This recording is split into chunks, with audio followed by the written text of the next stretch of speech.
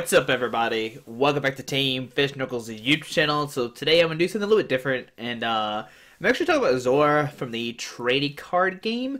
So right now for Expanded, we know Expanded is coming up for Dallas, and one of the crazy things I'm seeing right now is that Zorua from a certain set is like $8 to $10, maybe more than that, and that is insane. I don't know why this is happening, and especially I think it's the wrong Zorua. So today we're gonna cover 13 different cards. Since it's, I think it's less than 13. It's 1, 2, 3, 4, 5, 6, 7, 8, 9, 10, 11 different Zoruas you can play in this format right now for an Expanded, and we're gonna determine which one we think is the best one, or maybe it's more of what I think is the best one. But we're gonna cover all these different Zoruas, and you might be thinking, why is this such a big deal? And it really does matter. Sometimes when your baby evolution is like, let's look at artillery. There's Rimraid. Rimraid has two different forms. One switches the active to the bench, and then one discards a stadium card. So one is more beneficial than the other, but some might actually want the Rimraid that switches to the bench. There's little things like this that actually does matter when you're making different decks. And today we're going to cover all the different Zoruas you can play for an Expanded, which is actually a really big deal when you start looking into it. So we're going to go straight down the line and cover all the different Zoruas you can have. So we're going to look at the first Zorua from Black and White. This is the first one that was printed. And remember, Expanded is, you can play any of these cards. You can't play this Zorua and Celebi or this Illusion Zorua, because this is a jumbo card and this is only in Japanese. But the first one is going to be a Black and White Zorua. It has Lunge for 30. Flip a coin. If tells, this attack does nothing. So just straight 30, nothing else really to it. It looks okay on paper. 30 damage is a very nice number. It has 60 HP. I think a lot of these are going to be 60 HP. It has Fighting Weakness and Psychic Resistance. I think this is going to be the same trend we'll see in all these Zoruas. Next up is the McDonald's Collection. Let's see what this one is.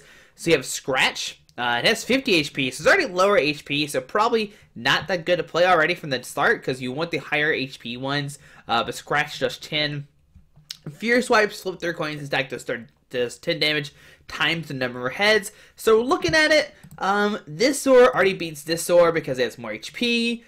They both have the same weakness and resistance, and this one you hit to flip 3 heads, and you can maybe do 30 damage, while this one you flip heads, you do 30 damage. Now this one does require a dark, or just a single dark energy to do 10, but you usually in these Zorua decks you only play DCs. Some might play fighting energies if you're playing the Lycanroc build of Zoroark in Expanded, but if you're playing just straight Zark in Expanded, then you're not going to have any basic energies, and Scratch is pretty useless. But Scratch could be somewhat useful, like I said, in the standard, like in the Lycanroc variant, but still 10 damage is not, it's nothing. Like, it doesn't hit for good numbers at all, and so I think this one's definitely something we could say that we're not going to play. Alright, so next one is the Emergent Powers Zor. Okay, so this one has Ram for 10, and it needs a Dark Energy, which already is bad by itself. Like, you need a Dark Energy. You're not going to play Dark Energies in any of your decks unless you're playing Darkrai. And then Rise and Lunge, 20, flip a coin to attack does 10 more damage. Already, this Zork does 30 if you flip heads. This one does have base 20. Which is great, but once again, it has 50 HP, so 10 HP less, and it might not seem that big of a deal, like the 10 HP, but let's say you're playing against like a Shaman and they Sky Return twice. That knocks out your Zorua, or I guess it knocks out both of them actually. Let's see, there's probably some way that like 50 damage versus 60 HP is probably more beneficial than the other. Maybe if somebody's doing 30 damage with a Muscle Band, they do 50, which can knock out your Zorua. So that could be something. I don't know. There are probably a ton of different ways. There are probably different ways that we can look at Zorua, and that 50 and 60 HP does matter. 10 HP definitely doesn't seem like a lot, but definitely is a lot, and especially when we go later on to these details. And I'll talk about those later on when you'll see what I'm talking about. But this one, like I said, you do 20, flip a coin of heads, you do 10 more damage, while this one, once again, you just flip heads, and if flip heads, you do 30 damage. So I think the other one definitely does outclass that one. So next up, we have the Black and White Black Star promo. This one has Jump Bone. Once again, 60 HP, so we have a little more HP. But once again, we need to darken colors, and there's no way we're attaching 2 energies to Zorua this way. He's going to get knocked out, especially in a fast format and expanded. Definitely, it doesn't even need to be worried about. But if heads, it does 10 more damage. Once again, this one flip heads, you automatically do 30. Alrighty, so we did the Black and White Star promos. Next up is going to be the Dark Explorers one, and this is the one... Okay, no, it's not this one, sorry. But this one did see some play with the Ascension. Search deck for card that evolves this Pokemon and put it onto this Pokemon. This counts as evolving this Pokemon. Shuffle your deck afterwards. Once again, we're not really playing Dark Energies, and Scratch does do 20. So this one actually does do more damage. Just for DCE, it does 20.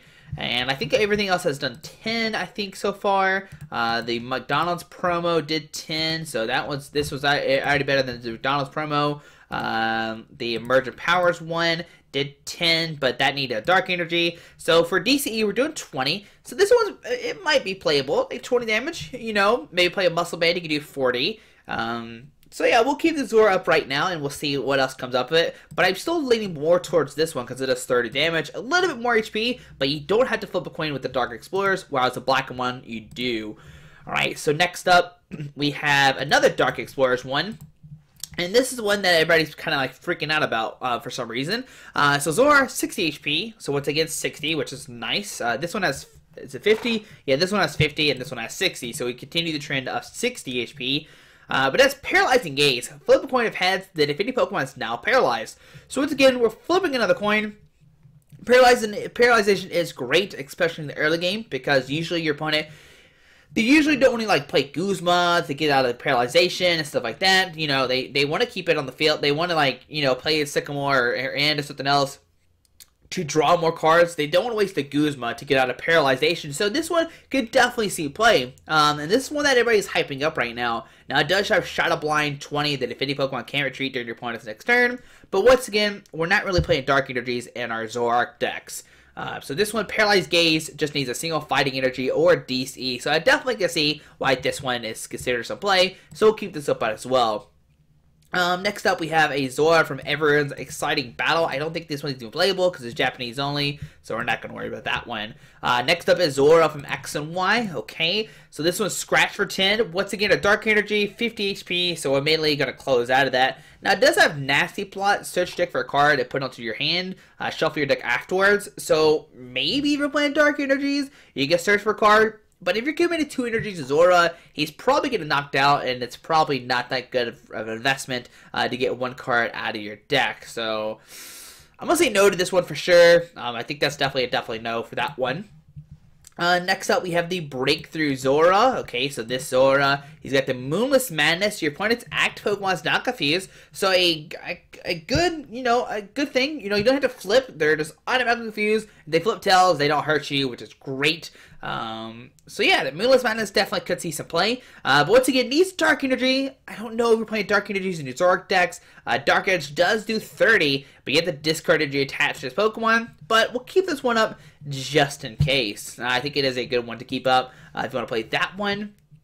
Next up, we have another Breakthrough Zorua. This one is Whining Voice. Choose a random card from your opponent's hand. Your opponent reveals that card and shuffles into their deck. And Dark Edge does 30. Discard Energy attached to Pokemon. So both of these are going to do 30.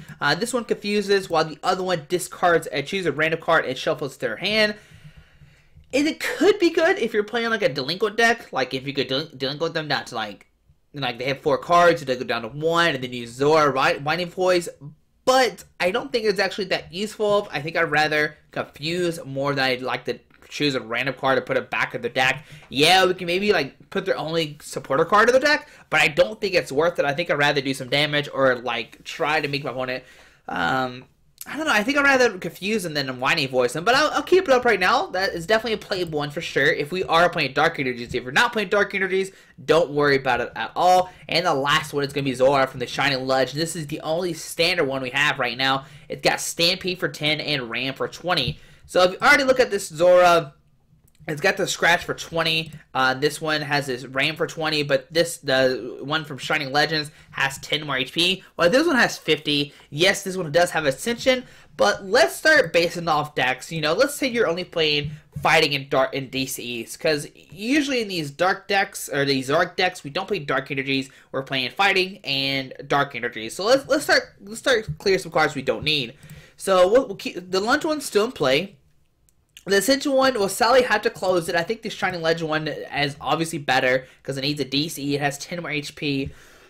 I mean, they both need have a DCE, but this one it has 10 more HP, so we're definitely playing that. We're not going to worry about the Stampede. We're going to keep the Ram, okay? We'll definitely keep the Dark Explorer Zorua. It's got the Paralyzing Gaze, which is really nice. We got the Moonless Madness and the Dark Edge, and like I said, we're going to base this off of that we're only playing DCs, our fighting energies, so we're going to close both of these out. So now we're left with 3 Zoras. We got the Zorua from Black and White that can do Lunge, 30. If flip a coin of tails, this attack does nothing, okay. We got this other Zorua with Paralyzed Gaze, flip a coin of heads, that if any Pokemon's not paralyzed, okay, so another coin flip. And we have this Shining Legend Zorua for Ram, does 20. So that's going to be kind of the 3 Zoras you want to pick out when looking at Expanded. Now, looking at these, I think I automatically want to cancel this Zorua. Yes, it can Ram for 20, but what does Ram really hit? I don't think it really hits any good numbers unless you start putting Muscle Band in your deck. And let's look at the big decks. I mean, the big deck in Expanded, it's Night March. It just came off from winning of regionals. It's going to be highly played in Dallas, and so Ram is really not going to hit any good numbers on anything in Night March. Ram can do 20, which doesn't knock out Joltik. It has 30 HP, unless you play Muscle Bands or Pumpkin Boost. You do 40 Pumpkin Boost, you don't knock it out. So I don't think Ram is that good of a card. So I'm going to close out of Ram, and now we're left with 2 different Zoras. We have the Zorua from Black and White, 60 HP. Flip a coin to tell us the stack does nothing. And we have the Zorua for the Paralyzing Gaze. And I think these are the main 2 you want to look at. And we're looking at these. You kind of heard me earlier talking about Night March with the Zorua. Yes, Lunge does 30, and if you flip heads, you knock out Joltiks, you knock out Pumpkaboo, you do 60 to Pumpkaboo, which can knock it out, which is fantastic. Pumpkaboo only has 60 HP, and you can start knocking out some Night Marches that way, which is really, really nice. And I love this about the Zorua. Yes, it is a coin flip, but so is this Zorua. Now, the Zorua does paralyze, which, like I said, could put your opponent in a bit of a struggle because they have to use Guzma or Switch or Escape Rope or Keldeo or AZ or, like, I mean, maybe not AZ, but Ace Zorua. Like, there's Pokemon Similarity. I think there's more ways to get out of Paralyzing Gaze than to worry about a Lunge Zorua. Also, when you're playing Pokemon, like, the whole point of the deck is, like, to try to take knockouts, like, literally the goal of the deck. So I think the Lunge one is definitely the better one. Yes, Paralyzation is really nice. Like I said, early game, you can paralyze them. You can make it where they can't do anything. But with Zorua from Black and White, if your opponent starts jolting and pass, you literally have a 50-50 shot of knocking it out. Now, you can always play, like, you know, the people can always be like, well, you can Lele DC and take a knockout that way. But if you can't find a float stone to retreat the Zorua to take a knockout with the Lele, you have to go with Zorua to try to take a knockout that way. Also, flipping heads on a Zorua does create some good numbers. So if you do 30, let's say they have 180 HP. Okay, so you do 30 to them.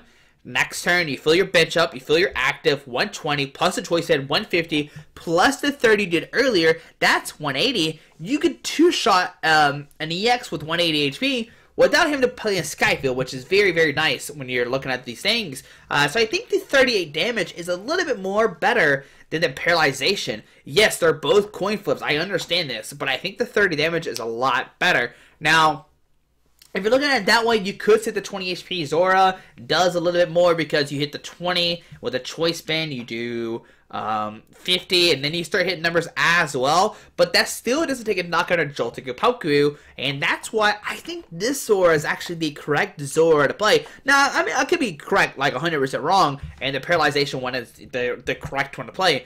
But I do think doing the 30 damage, you can take a knockout, you can soften up EX Pokemon, And I think this is a way better card. And like I said, in Expanded, we have cards like Guzma, we have Keldeo. You can also evolve out of Paralyzation. If you're playing against the Evolution deck, they're like, alright, I'm just going to evolve out of it. And you're like, oh, well, that's great. I wasted a DC or Fighting Energy for nothing. Now, the only downside to this Zorua is you do have to touch a DCE, while this one can have a Fighting Energy or a DCE. I understand this. But yeah, so that is my opinion on the different Zoras. And also, if you go to a TCG player, we're looking right now, you know, the Zorua, you know, this is 14 cents, this one's 19 cents. We got like a $1.30. So I think this is the rare, like this is the harder one to get it. I think it's out of a pack or something, or out of the Shining Legend thing.